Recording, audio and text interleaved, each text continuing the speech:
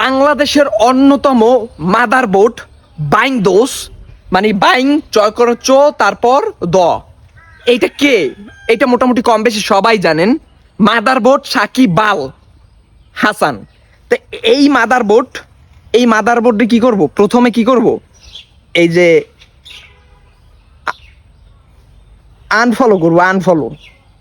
এরে ফলো দেওয়া আছে, এরে এই যে আনফলো করে দেবো, ঠাস করে আনফলো করে দিব। এইটার কারণ হয়েছে এইটা, শুভ জন্মদিন আপা।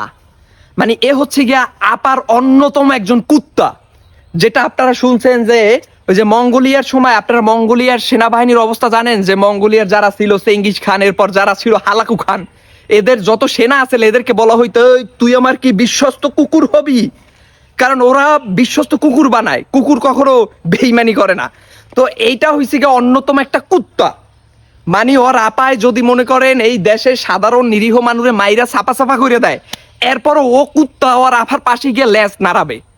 এখন আপনারা আমাকে বলতে পারেন, যারা মনে করেন ডাইহার্ট ফ্যান ফলোয়ার্স আছেন, তারা মনে করেন যদি দেখেন তাদের খারাপ লাগতে পারে, আমাকে মনে করেন অনেক কিছু বলতে পারেন, বাট তাতে আমার কিছু আসবে যাবে না। যেটা সত্য, যেটা লিগাল, যেটা সঠিক, যেটা ন্যায়ের পথে আছে, আমি সেইটা বলবো বলবো বলবো, এবং এটা আমার বলার অভ্যাস। এতে আমার বন্ধু থাকুক, কে শত্রু হবে, এটা আমার দেখার বিষয় না। যেই খুনি শেখ হাসিনা স্বৈরাচার, যে মনে করেন মানুষকে, সাধারণ মানুষকে, এই দেশের মানুষকে যে মনে করেন প্রকাশ্যে গুলি করার অনুমতি দিয়েছে, যেটার ফোন রেকর্ড ফাঁস হয়ে গেছে, কল রেকর্ড ফাঁস হয়ে গেছে, এবং যে ইনুর সাথে যে কল রেকর্ড ফাঁস হয়েছে, সেখানে ইনু বলতেছে এইখানে আপা একটা ট্রাম্প কার্ড খেললে, একটা কার্ড খেললে কেমন হয়। তো এইটা জানার পরও যেই কুকুর মনে করেন আপনার মনে করেন তার মনে করেন ওই আপার পাশে গিয়ে লেজ লড়ায়, এই কুকুরে আসলে কি এই দেশের মানুষ কতটা গ্রহণ করবে, এটা আসলে আমার মাথায় খেলতেছে না, আমার ঘিলুতে আসলে এত কিছু ঘুরপাক খাচ্ছে না। শুধু একটা জিনিসই জানি, এর জন্য ঘৃণা, এর জন্য লজ্জা, এবং এর জন্য অপমান ছাড়ার কিছুই নাই, শুধু এতটুকু জানি। তো সে যেভাবে করবে তার সাথে সেইভাবেই করা হবে। কথা হয়েছে সব কিছুর একটা কি আছে, ফিডব্যাক আছে। হ্যাঁ, একটা ফিরতি একটা আঘাত আছে, তো সেটা আসবে ঘুরে ফিরা।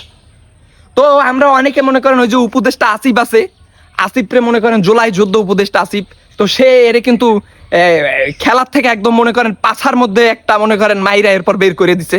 তা আমরা তারে নিয়ে মনে করেন উল্টাপাল্টা অনেক কিছু বলছিলাম। তো এখন পর্যন্ত সাকিব আল হাসান এই বাল আমার মনে করেন আইডিতে তারে ফলো দেওয়া ছিল, এখন আমি তারে আনফলো করে দিলাম। কারণ যে অপরাধ দেইখা অপরাধ ছুঁই না, এরপর ওই অপরাধীর প্রশংসা, ওই অপরাধিনীর প্রশংসায় পঞ্চমুখ থাকবে, প্রশংসা করতে মানে মোটেও পিছপা হবে না। এই রকম কুকুর রে ঘৃণা করা ছাড়া আর কিছুই থাকে না, এর প্রতি ভালোবাসা থাকে না। আগেও এর প্রতি ভালোবাসা ছিল না, তারপরে হচ্ছে গিয়া মানে তারপরে হচ্ছে বাংলাদেশের ছেলে, ভালো খেলাইতো, অলরাউন্ডার, সেই হিসাবে একটা মন থেকে একটা কি ভালোবাসা একটা আইসেই যাইতো। তো দেখেন, এখন আপনারা যারা বলবেন মাশরাফিও কিন্তু আওয়ামী লীগের ছিল, আওয়ামী লীগার, কিন্তু মাশরাফির নিয়ে তো আমার কোনো কথোপকথন নাই, মাশরাফিকে নিয়ে আমার কোনো কথা নাই। কারণ মানুষ মাত্রিক ভুল করতে পারে, সে আবার তার ভুল থেকে আবার কি করবে, ফিরে আসবে।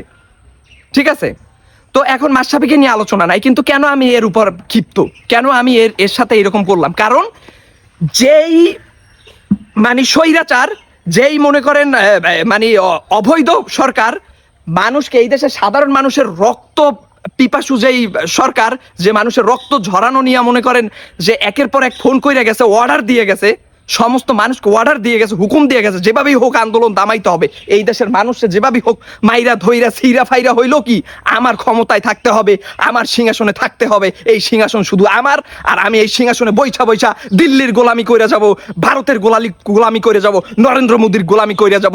যারা আমার এই গোলামিকে প্রশ্রয় দিবে তাদের কি আমি কি করব, আমার আশেপাশে ডাইনে বামে কুত্তা বানাইয়া বসায় রাখবো। এই সাকিব আল হাসান, এই বালের ফয়ে বাল, ও হইছে অন্যতম একটা কুকুর, অন্যতম একটা কুকুর। ওর মতো জঘন্য কুকুর, ওরে মনে করেন ভালোবাসার স্থান তো থাকা উচিতই না, বরং চরে যারা যারা ফলো দিছেন এখনই ওর সাথে সাথে আনফলো করে একদম লাথি মেরে একদম ফেসবুকের মনে করেন ফলোয়িং লিস্ট থেকে বাইর করে দেন। ওর মতো সেলিব্রিটি বাংলাদেশের দরকার নাই, বাংলাদেশে ওর মতো সেলিব্রিটির দরকার নাই, এরকম কুকুর বাংলাদেশে দরকার নাই।